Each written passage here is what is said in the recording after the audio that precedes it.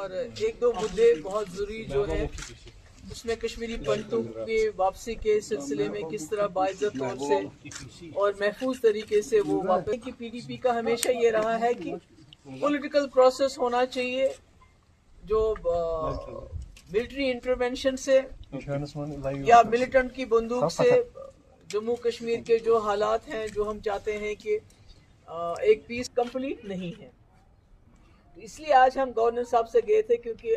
ये खाली मेरे ख्याल में सरकार की जिम्मेवारी नहीं है, इसमें हम लोगों की पॉलिटिकल पार्टीज और लोगों की भी जिम्मेवारी है। मगर जो सरकार कर सकती है उसके बारे में हमने गवर्नर साहब को एक डॉक्यूमेंट दिया जिसकी कॉपी हमने उमर अब्दुल्ला साहब को भी भेज दी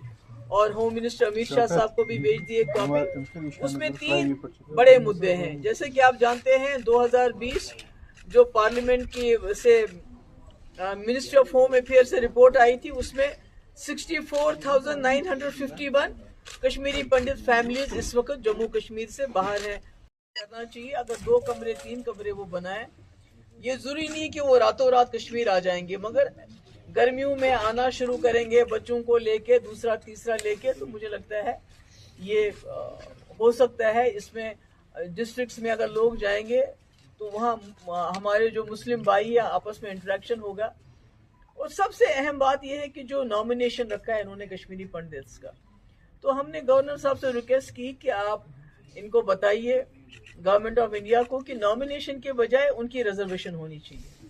ताकि कश्मीरी पंडित जो है बेस्ट ऑफ बेस्ट, क्योंकि आप नॉमिनेट करेंगे 2 बंदों को, वो जम्मू में होंगे तो उनका इंटरेक्शन किसके साथ होगा, असेंबली में वो उधर आएंगे। मगर अगर आप यहाँ सीट रिजर्व करते हैं तो उसमें लोगों को लड़ना पड़ेगा। हमारे कश्मीरी पंडित कैंडिडेट होगा, वो मुसलमान के दरवाजे पे जाएगा, उससे वोट मांगेगा। कल को जब वो एमएलए बनता है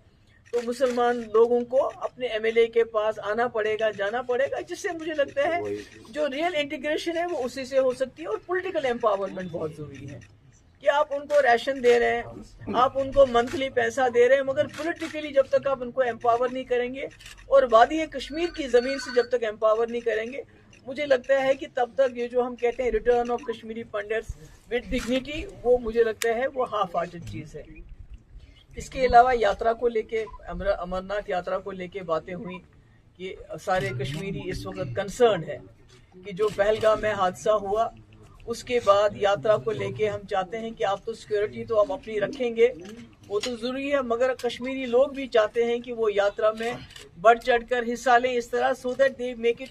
वेरी सेफ। जो उसमें वो कर सकते हैं उसमें अपना योगदान दे सकते हैं, अपना पार्टिसिपेशन कर सकते हैं। उसके लिए हमने भी कहा उनको कि आप हमें बताइए कि एज अ पार्टी हम क्या कर सकते हैं, बिकॉज वी वांट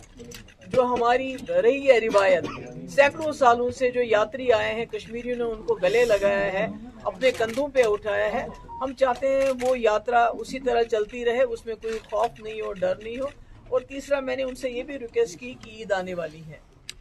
तो ऐसे में जेलों में जो हमारे नौजवान हैं जिसमें कई ऐसे लोग हैं जिनके खिलाफ ज़्यादा कोई सीरियस चार्जेस नहीं है, तो उनको रिहा किया जाना चाहिए। और साथ ही अगर जो बाहर की जेलों में उनको यहाँ कश्मीर शिफ्ट किया जाए तो यहाँ के लोगों को, उनके माँ बाप को उनके साथ मिलने में आसानी हो जाएगी। तो यही हमने कुछ बातें कही उनसे, बिकॉज हम जैसे मैंने पहले कहा पीडीपी समझती किसी भी पॉलिटिकल प्रोसेस को जो हम चाहते हैं जम्मू कश्मीर के हवाले से चले कि जम्मू कश्मीर एक पुल बने दोस्ती का।